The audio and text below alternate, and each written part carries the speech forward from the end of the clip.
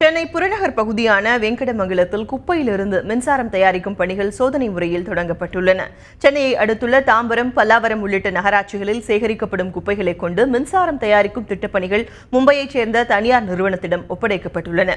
இதற்கென வெங்கடமங்கலம் பகுதியில் 99 கோடி ரூபாய் மதிப்பீட்டில் எரிபொருள் தயாரிப்பு கூடம் அமைக்கப்பட்டுள்ளது.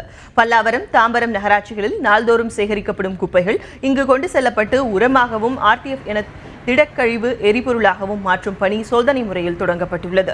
சுற்றுச்சூழலுக்கு பாதிப்பு ஏற்படாத வகையில் செயல்படுத்தப்பட்டுள்ள இந்த திட்டத்தின் மூலம் விரைவில் மின்சாரம் உற்பத்தி செய்வதற்கான பணிகளும் தொடங்கப்படும் என்று தெரிவிக்கப்பட்டுள்ளது. அதன் மூலம் நாளொன்றுக்கு 300 மெட்ரிக் டன் குப்பைகளை பயன்படுத்தி 2.8 மெகாவாட் மின்சாரம் தயாரிக்க திட்டமிடப்பட்டுள்ளதாகவும் நகராட்சி நிர்வாக மண்டல இயக்குநர் தெரிவித்துள்ளார். திடக்கழிவிலிருந்து எரிபொருள் தயாரிக்க வேண்டிய பிரத்யேகமான பணிகளானது முடிவுற்றுள்ளது. இந்த எரிபொருள் தயாரித்த பிறகு மின்சாரம் தயாரிப்பதற்கான பணிகள் துவங்கப்பட உள்ளது.